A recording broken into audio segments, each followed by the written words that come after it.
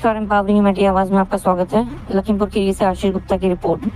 Kheri Lok Sabha seat में से बसपा प्रत्याशी अंशय कालरा ने आज अपना नामांकन दाखिल किया। इसके साथ ही खीरी लोकसभा क्षेत्र में चुनावी माहौल में गर्माहट भी महसूस की जा रही है। यहाँ की लोकसभा सीट से अंशय कालरा को एक मजबूत उम्मीदवार की तरह देखा जा रहा है। रैली का आयोजन उनके नामांकन के बाद एक भव्य रैली का आयोजन किया गया, जिसमें हजारों की संख्या में लोग उपस्थित रहे। यह रैली उमंग और उत्साह के साथ संपन्न हुई। इसके जरिए अंशय कालरा ने अपने विचारों को लोगों तक पहुंचाया और उनके साथ अपना संवाद साझा किया। प्रमुख नेताओं की उपस्थिति इस अवसर पर वरिष्ठ बसपा नेता नौशाद अहमद, बसपा एमएलसी भीमराव अम्बेडकर, लखनऊ मंडल प्रभारी उमाशंकर गौतम और पूर्व राज्य मंत्री माया प्रसाद शामिल रहे। उनकी उपस्थिति ने रैली को और भी गरिमामय बनाया और लोगों से अंशय कालरा के पक्ष में मतदान करने की अपील की। अंशय कालरा ने मीडिया से बातचीत करते हुए कहा कि जनता महंगाई और बेरोजगारी से परेशान है। उन्होंने कहा कि महिलाओं की सुरक्षा खीरी में एक बड़ा विषय है और जनता भाजपा साधन में सुरक्षित नहीं महसूस कर रही। श्री कालरा ने बताया, भाजपा सांसद अजय मिश्र टैनी पर निशाना साधते हुए कहा, किसी भी क्षेत्र के विकास के लिए 10 साल बहुत होते हैं। भाजपा सांसद ने खीरी को आगे ले जाने की जगह पीछे ढकेल दिया है। खीरी लोकसभा सीट के इस चुनाव में बसपा के प्रत्याशी अंशय कालरा के नामांकन और रैली के आयोजन से लोगों में उत्साह और उम्मीद का माहौल बना हुआ है। लोकतंत्र की महापरीक्षा में अंशय कालरा लगातार जन समर्थन और सहयोग के लिए जनता के बीच जा रहे हैं। माननीय आरओ साहब के सामने, उसके साथ ही साथ जनता के बीच हम जाके जो मुद्दे उठा पा रहे हैं, जो देख पा रहे हैं, उनकी समस्या देख पा रहे हैं, उन्हीं को हम लेकर चल रहे हैं। सर्वप्रथम यहाँ पर जो है गरीबी मुद्दा है, यहाँ पे बाढ़ क्षेत्र मुद्दा है। बहुत से किसान भाई ऐसे हैं जिनकी फसल हर साल डूब जाती है या कटान में जमीन चली जाती है, जिसका उपाय बहुत ही सरल है और बहुत ही आसानी से करा जाता है, परंतु 10 साल के अंदर कोई सरल उपाय किया नहीं गया, किसी प्रकार की सहायता की नहीं गई। आज की डेट में अगर आप देखेंगे, जहां देश और दुनिया विश्व से जुड़ती जा रही है, फ्लाइट कनेक्ट हो रही है, हमारे क्षेत्र के अंदर हमारी लोकसभा में ट्रेन तक नहीं आती है। इतने बेसिक छोटे मुद्दे जो बहुत ही आसानी सुलझाए जा सकते थे, सांसद निधि द्वारा सुलझा सकते हैं, वहां पे वो कार्य भी नहीं किया जा रहा। लोकसभा की तरफ ध्यान नहीं है सरकार का और जनता इस चीज को अब समझ चुकी है, बदलाव कर रही है। जो सरकार कह रही है 400 पार सीट लेके दावा कर रही है, 400 पार क्या है? क्या 400 पार का जो उनका इरादा है, जो उनके दुष्ट इरादे हैं, वह संविधान को बदलने के हैं। जनता को यह चीज समझनी है। आपके माध्यम से मैं फिर ये वाली बात कहना चाहूंगा कि 400 पार लाकर ये संविधान में संशोधन करना चाहते हैं। ये वो संविधान है जो हमारे देश को ताकत देता है। ये वो संविधान है जो बाबा साहब बहुजन समाज के लिए लिख के गए थे, सर्व जन के लिए लिख के गए थे, हर जाति के लिए, हर धर्म के लिए लिख के गए थे।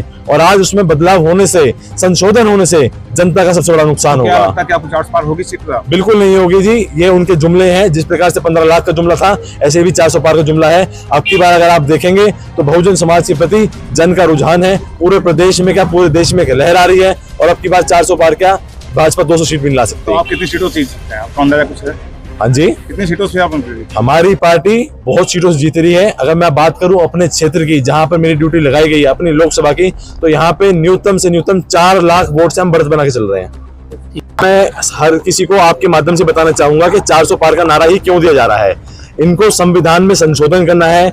बाबा साहब जो हमारे को शक्तियां दे के गए थे, जो उनका संघर्ष था, उसको ये भुलवाना चाहते हैं। जो बहुजन समाज के लोग हैं, एससी लोग हैं, एसटी लोग हैं, ओबीसी लोग हैं, इनका सारा अधिकार संविधान के अंदर ही है। 400 पार का नारा देकर ये संविधान बदलेंगे और इससे हम इनको रोकेंगे जी। जी, देखिए, रुझान हमारी पार्टी की तरफ बहुत बढ़ चुका है। जनता हमारे साथ जुड़ चुकी है, पूरा जन लहर है। आप देखिए, जहाँ भी हम जाके आप ये मानिए जनसंपर्क कर रहे हो, चाहे नुक्कड़ सभा कर रहे हो, चाहे रैली कर रहे हो, हर जगह जन की भीड़ आ रही है। और आज की डेट में हर व्यक्ति चाहता है बहुजन समाज के साथ जुड़ना। माननीय बहन जी भी यहाँ पे इसी कारण से रैली करने आ रही है, क्योंकि यहाँ के लोगों का विश्वास अब वापस बहुजन समाज में आ गया है। जिन लोगों को बहलाया गया था, आज उन्हें समझ में आ गई है। वह सरकार को बरत कर देख चुके हैं कि 10 साल के अंदर भी जो सरकार उनकी सेवा नहीं कर सकती, उन तक पहुंच नहीं सकती, और इसी साथ उनको डांटती है, फटकारती है, जनसभाओं के अंदर उनको अपमानित किया जाता है, उनको जमीन में बिठाया जाता है, गालियां गलौज करी जाती हैं। अब सरकार बदली जाएगी, जनता अपना मन बना चुकी है जी। देखिए, सिख समुदाय हमारे साथ जुड़ता जा रहा है, सारा पंजाबी वर्ग जुड़ रहा है। उसके कई सारे कारण हैं। तिकोनिया कांड अगर आपने देखा हो तो उसमें किसान भाई हमारे शहीद करे गए थे। मैं कहूंगा कि उनका मर्डर किया गया था। उसके बावजूद भी जो सत्ता में सांसद हैं, उनसे ना उनका पद छीना गया, ना उनका सिंबल छीना गया, ना ही किसी प्रकार से उनको हानि हुई किसी भी प्रकार की, जैसे कि पार्टी से पद हटाना या किसी भी प्रकार का। आज की डेट के अंदर जनता इस चीज को समझ चुकी है कि उनके साथ कितना भी अत्याचार हो जाए, उनको दबा दिया जाए, तो सरकार उनकी तरफ मुड़ के नहीं देख रही है, उनका सम्मान नहीं कर रही है, उनका अपमान किया जा रहा है।